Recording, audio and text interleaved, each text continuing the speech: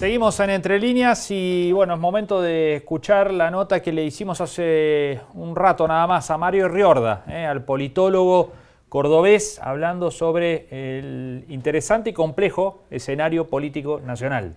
Sí, complejo sobre todo, ¿no? Complejo sobre todo. Sería más interesante si no estuviéramos nosotros acá adentro, ¿no? Como Sí. espectadores desde afuera, pero bueno, es lo que nos toca como escenario político y Mario es uno de los politólogos más importantes del país, ¿no? Sí, claro. Siempre con una mirada que va más allá de la superficie, de lo superficial de un escenario político, sino que siempre aporta una mirada interesante y más profunda. Así es. Bueno, si les parece, lo escuchamos a Mario Riorda hablando de oposición y oficialismo, en un momento muy particular para los dos sectores más el fenómeno Javier Milei. Esto decía Riorda. Bueno, Mario, lo primero que quería consultarte es cómo estás viendo la realidad nacional, política, ¿no? Con tantas aristas por ahí como para analizar. Hablábamos de la grieta hasta no hace mucho tiempo, pero ahora se ha agrietado cada una de las grandes coaliciones en la Argentina y en el medio de esa situación aparece como un tercer jugador en el escenario político que, bueno, de la mano de los libertarios y de Javier Milei, que al principio se lo evaluaba como un fenómeno, pero la verdad es que tiene un crecimiento y una expansión también ahora territorial importante. Quería ver cómo veías todo este cuadro de situación, ¿no? Bueno, en general lo que pasa en Argentina, creo, Gonzalo, tiene que ver con lo que pasa en la región. Particularmente hubo una gran tendencia, de la cual Argentina también fue parte, pero que en realidad quedó algo maquillada, eso hace prácticamente década y media o 2 décadas, que fue el rompimiento de los sistemas de partidos en la región.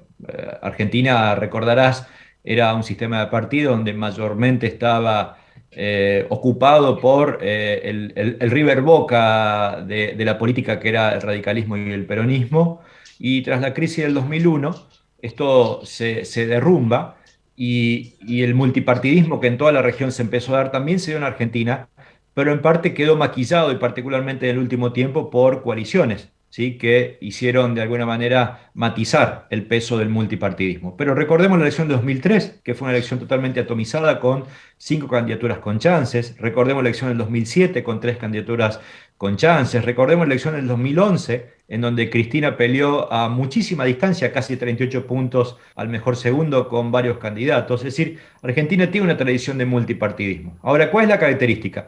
Que ahora sí, en verdad, creo que está en jaque, seriamente amenazada, ese bicoalicionismo que le daba estabilidad y empieza a ser también una oferta multipartidista. Este multipartidismo aparentemente tendría forma inicial en el arranque con un tripartidismo. Bien señalabas que el surgimiento, en este caso de libertarios, está dándole una particularidad al sistema y es real, sobre todo porque entiendo que más que una novedad es sobre todo, además de ser una novedad, un mojón ideológico que articula no solamente las características del discurso, sino lo políticamente correcto o incorrecto, ¿no? Hoy ya no es una amenaza el espacio libertario, me refiero en términos de competitividad, sino que claramente es una realidad que se manifiesta en la mayor cantidad de estudios de opinión pública, ¿no?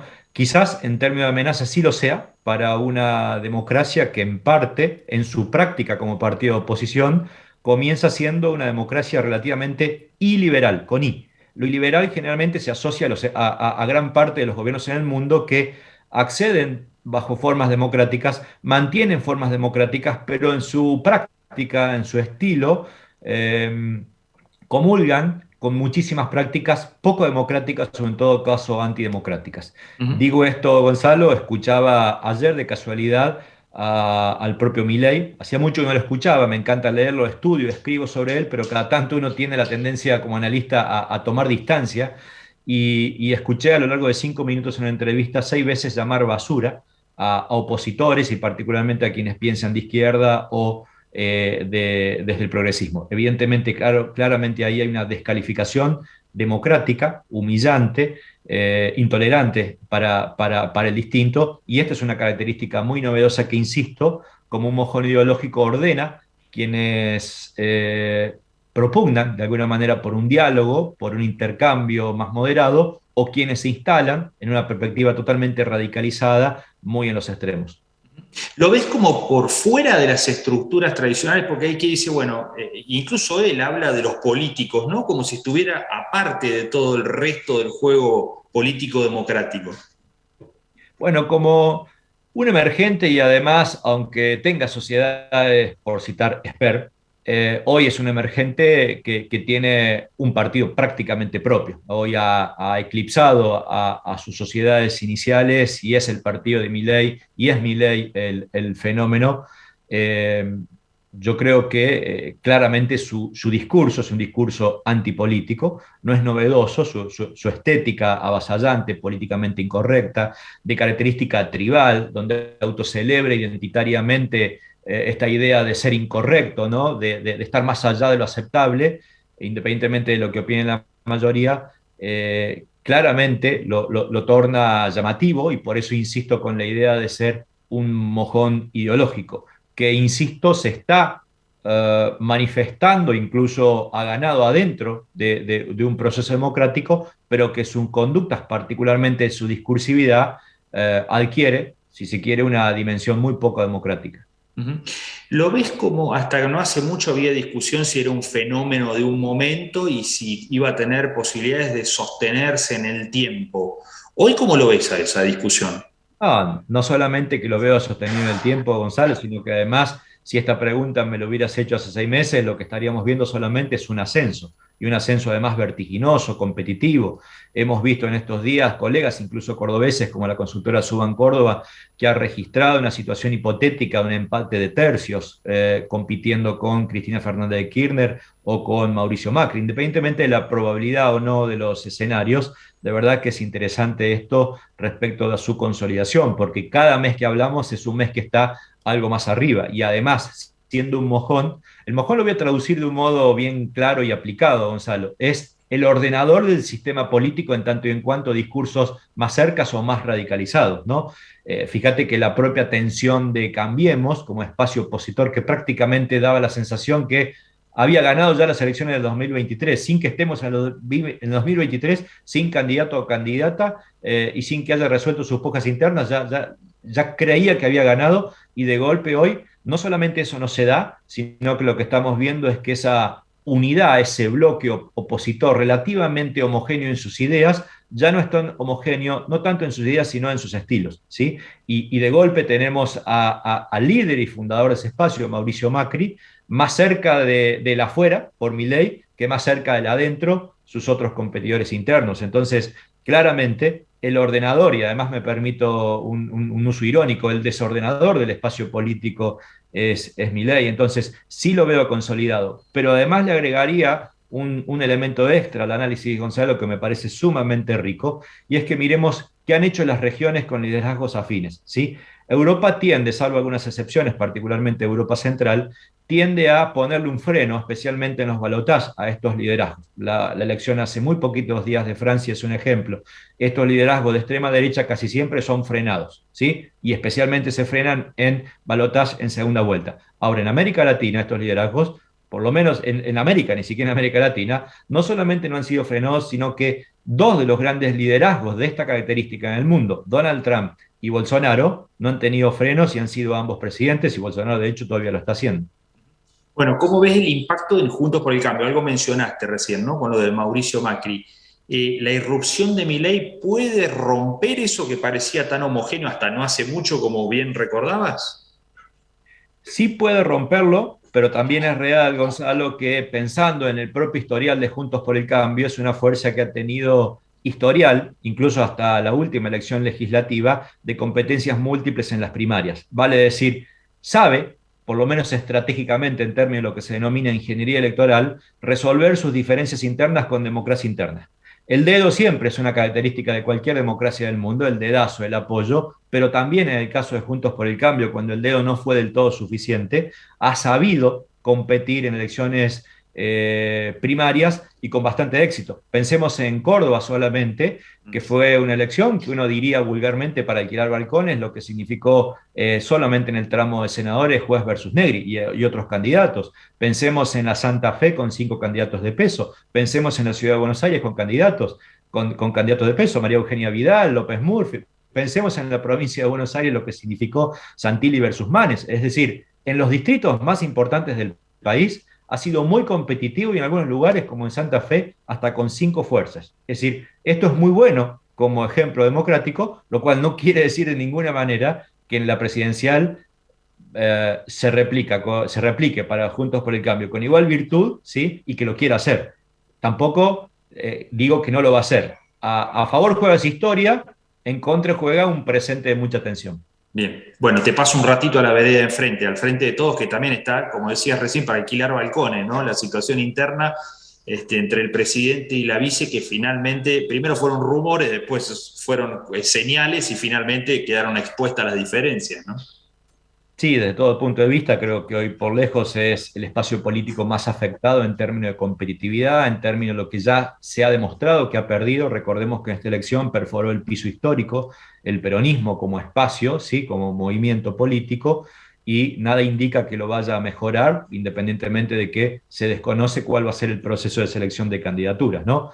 Aparentemente empieza a discutirse la idea de que la primaria y la competencia en el peronismo podría ser un hecho virtuoso, ya que hablaba de virtud respecto a Juntos por el Cambio, pero eso no queda claro. Uno, que se dé, y tampoco queda claro que efectivamente haya algún nivel de coordinación para que se avance en eso. E incluso también es significativa la hipótesis de que este partido o esta coalición hoy pudiera quebrarse de cara a la próxima elección.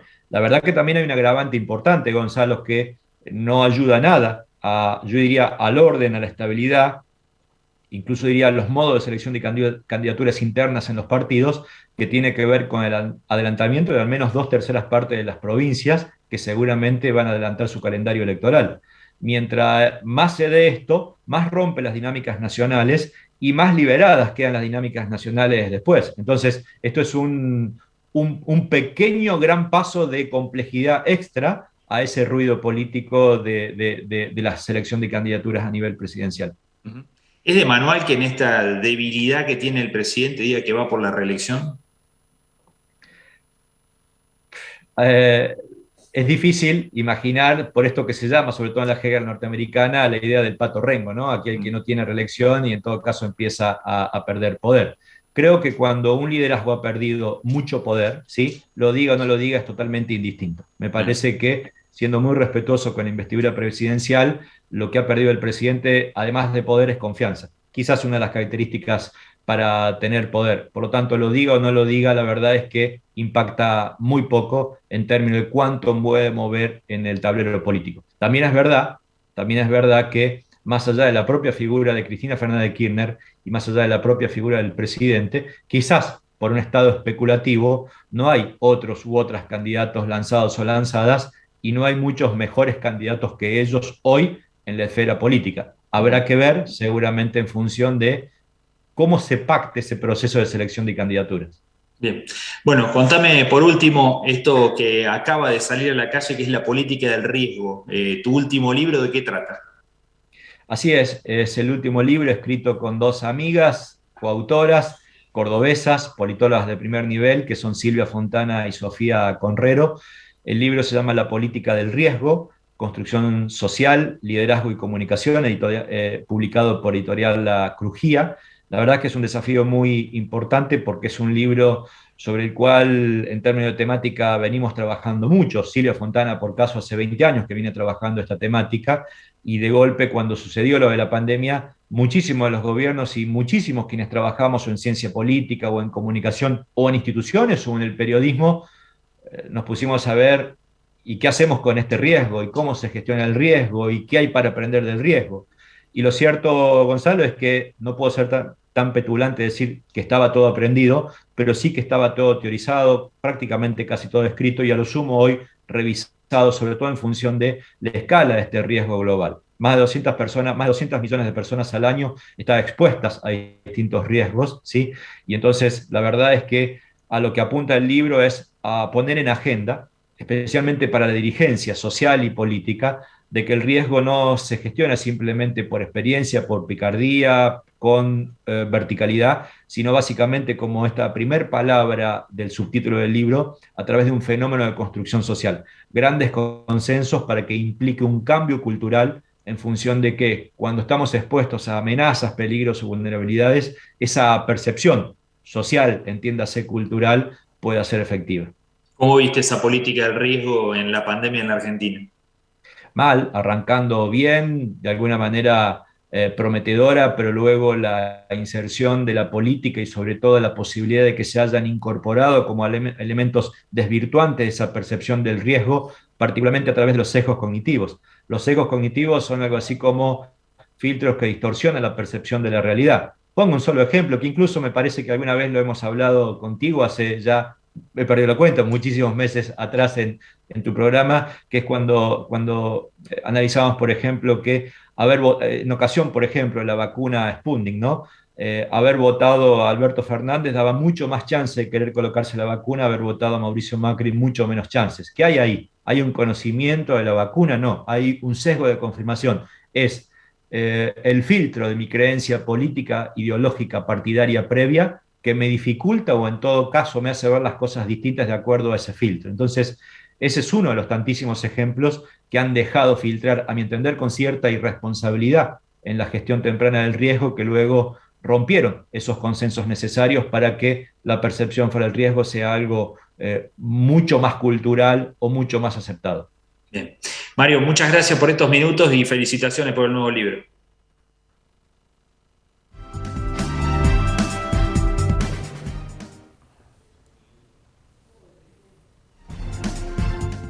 Bueno, ahí estaba Mario Riorda, ¿no? Analizando un poco el escenario nacional, muy interesante y muy complejo, como decíamos al principio de la nota. Así es, así es. Mario Riorda siempre con una mirada interesante de la coyuntura política argentina, tan compleja, tan difícil, tan rica también para la interpretación, sí, claro, ¿no? sí. Y tan desafiante para quienes tienen que interpretarla. Acá se aburre el que quiere. Así es, sí, es cierto. Bueno, llegamos al final. Llegamos al final, nos vamos a reencontrar el jueves que viene a las 21, como siempre, aquí en Entre Líneas. Adiós. Chao.